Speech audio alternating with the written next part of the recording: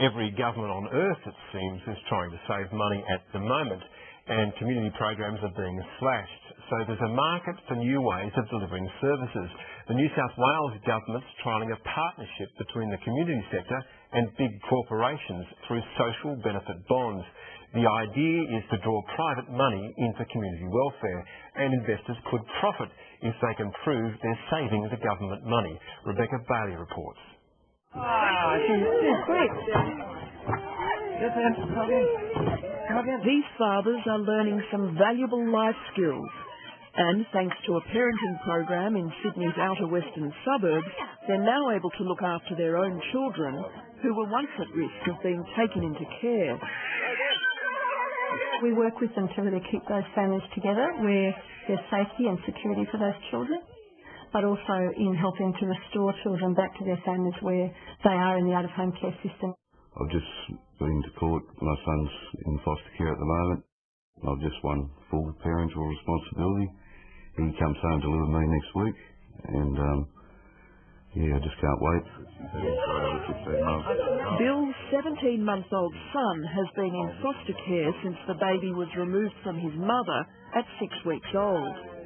Ever since, Bill has been fighting to gain custody of the boy, and he credits the New Parent and Infant Network, or NewPIN program, for helping him negotiate the court system and get his son back. Just being able to talk to the other guys and staff about what you're going through. It just helps get it off your chest, and it just helps you steer in the right direction and give you a chance to get your kids. And that's the main thing, is just do whatever it takes to get your kids, never give up. Uniting Care Burnside self-funds 4 NewPIN centres in Western Sydney. While the charity's restored 70 children to their families over the last 3 years, it simply can't meet the demand. We're always looking for different and new ways to fund our programs.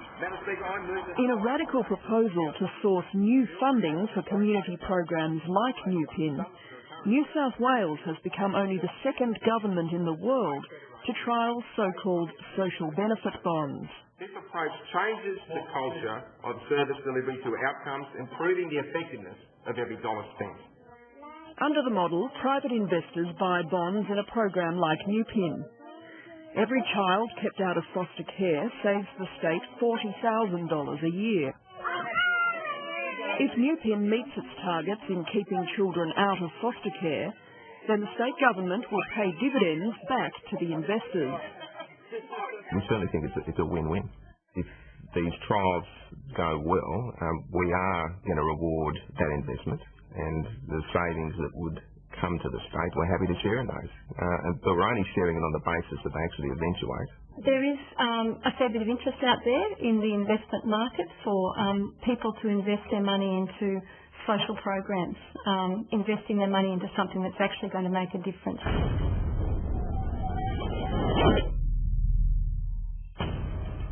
At Westpac headquarters in Sydney CBD, bankers are working out how to make a social program into a financial product.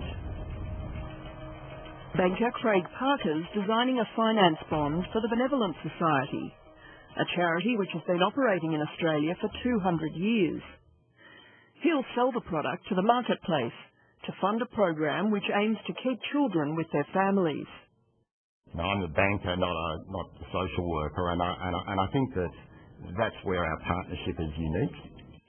Whilst this won't be a transaction that will be a high-yielding investment, I think it will be secure, but it actually also delivers that, call it the warm inner glow of actually having an investment that delivers a broader social benefit to the community.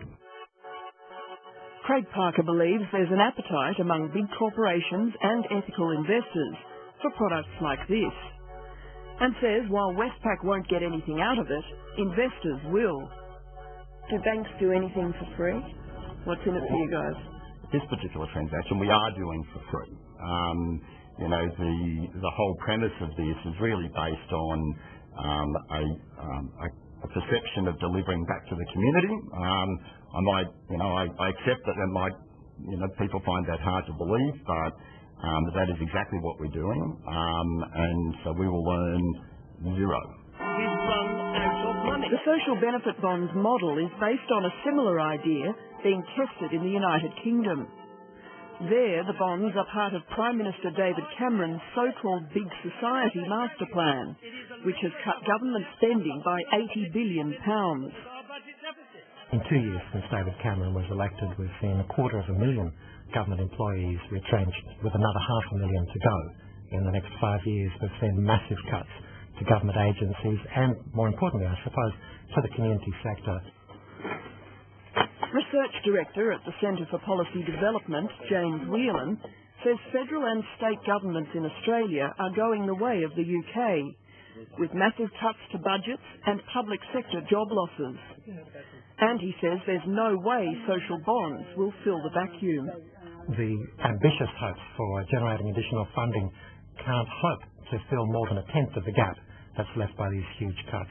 In the UK, the social benefit bonds have been implemented amidst massive cuts to the community sector and to the public service. Is that what's next here? I think what you're seeing in the UK is what you're seeing across every government here in Australia. I mean, it is a tough environment. Budgets are tough, revenues are falling. For those not-for-profits involved in the social bonds experiment, any source of new money is worth considering. Uniting Care Burnside says with more funding it could build more new PIN centres, and that will mean more parents can be reunited with their children. Where would you be if you hadn't had new PIN? I don't know where I'd be. I don't think I definitely wouldn't have custody of my boy. Just being able to get my life together and doing what I had to do. Rebecca Bailey reporting. Across